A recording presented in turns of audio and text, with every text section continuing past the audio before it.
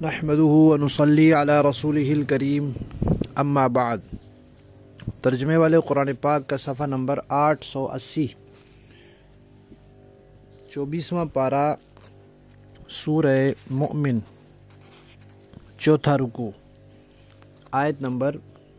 37، 36 اور 37۔ اعوذ باللہ من الشیطان الرجیم، بسم اللہ الرحمن الرحیم۔ وقال فرعون یا هامان ابن لی صرحا لعلی ابلغ اسباب السماوات فاطلع الى الہ موسى وانی لأظنه كاذبا وكذلك زين لفرعون سوء عمله وصد عن السبيل وما كيد فرعون إلا في تباب۔ صدق اللہ العظیم۔ موسیٰ علیہ السلام کے دور میں فرعون تھا جو بڑا ظالم، جابر، متکبر بادشاہ تھا، اپنے آپ کو خدا کہتا تھا، اور اس نے موسیٰ علیہ السلام کو کہا تھا کہ میرے علاوہ اگر کسی اور کو تو نے خدا مانا تو میں تجھے قید کر دوں گا۔ اس فرعون کے دربار میں موسیٰ علیہ السلام کے قتل کی منصوبہ بندی، سازش زیر غور آئی، تو اس کے ایک درباری نے، جو فرعون کا رشتہ دار تھا لیکن موسیٰ علیہ السلام پر ایمان لا چکا تھا، اس نے وہاں گفتگو فرمائی، اور وہ گفتگو اللہ تعالیٰ نے قرآن پاک کا حصہ بنائی۔ وہ گفتگو چل رہی ہے۔ پہلے ایک حصہ اس کی بات کا گزرا، پھر فرعون کا جواب آیا، پھر ان صاحب کی گفتگو کا دوسرا حصہ نقل ہوا، اب پھر فرعون کی بات ہے۔ فرعون نے ان کی گفتگو کا دوسرا حصہ سن کر اپنے وزیر حامان سے کہا کہ حامان، ایسے کرو، میرے لیے ایک اونچا عالیشان محل بناؤ، اونچی عمارت، تاکہ میں آسمان کے راستوں تک پہنچوں اور پھر میں جھانک کے دیکھوں موسیٰ کے خدا کو، اور میں تو یہی سمجھتا ہوں کہ موسیٰ جو ہے وہ سچا نہیں ہے۔ یہ بات پہلے سورہ قصص میں بھی گزر چکی ہے کہ موسیٰ نے کہا تھا فَأَوْقِدْ لِي يَا حَامَانَ، میرے لیے بھٹے میں اینٹیں پکاؤ اور اس کے بعد ایک عمارت بناؤ تاکہ میں ذرا دیکھاؤں، اور دیکھ کے آگے پھر میں بتا دوں اس کو کہ بھائی آسمانوں میں بھی کوئی خدا نہیں ہے، کہ موسیٰ کہتا ہے خدا ہے ہمارا۔ تو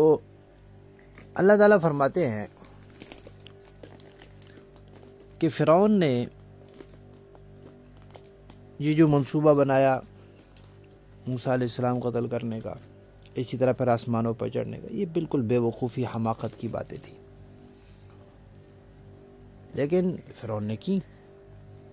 کیوں؟ اس لیے کہ جب انسان برائی کی راہ پر چل پڑتا ہے تو شیطان اس کی برائیاں بھی اس کو اچھائی بنا کر دکھلاتا ہے،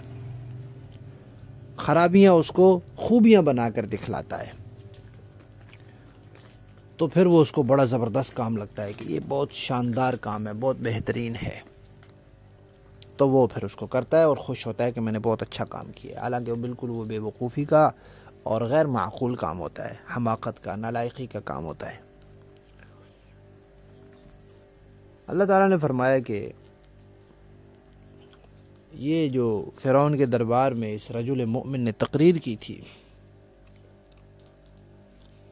فرعون کے پاس ہدایت کا ایک موقع اور تھا، اس کے سامنے دلائل آئے، باتیں آئی، باتیں بڑی معقول تھی ان صاحب کی، لیکن فرعون نے پھر وہی ضد بازی، نہ ماننا اور مذاق کرنا، مذاق اڑانا، یہ رویہ اپنایا، تو پھر ظاہر بات ہے اس رویے کے ساتھ تو وہ سیدھے راستے پر نہیں آ سکتا تھا، لہذا وہ پھر سیدھے راستے سے رک گیا، اور جتنے بھی اس نے منصوبے بنائے وہ سب بیکار اور فضول رہے، تباہی ہوئے، اس کے کوئی کام نہ آیا، نہ تو وہ موسیٰ علیہ السلام کو قتل کر سکا،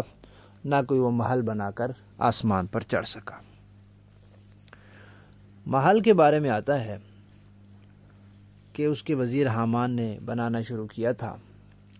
لیکن وہ ابھی بن ہی رہا تھا کہ تیار ہونے سے پہلے ہی وہ گر گیا۔ اور بعض مفسرین کی رائے یہ ہے کہ یہ بات فرعون نے حقیقت میں نہیں کہی تھی کہ واقعی کوئی محل بناؤ، اس نے مذاق اڑانے کے طور پر کہی تھی۔ واللہ اعلم۔ لفظی معنی دیکھیے، وقال اور کہا فرعون نے، یا حامانو اے حامان، ابنی بنا دے تو لی میرے لیے صرحن ایک عالیشان محل، لعلی شاید کہ میں اب لوگوں پہنچ جاؤں الاسباب راستوں تک، اسباب السماوات یعنی آسمان کے راستوں تک، فاطلع پھر میں جھانک کر دیکھوں الہ موسیٰ موسیٰ کے معبود کی طرف، وانی اور بے شک میں تو لأظنہ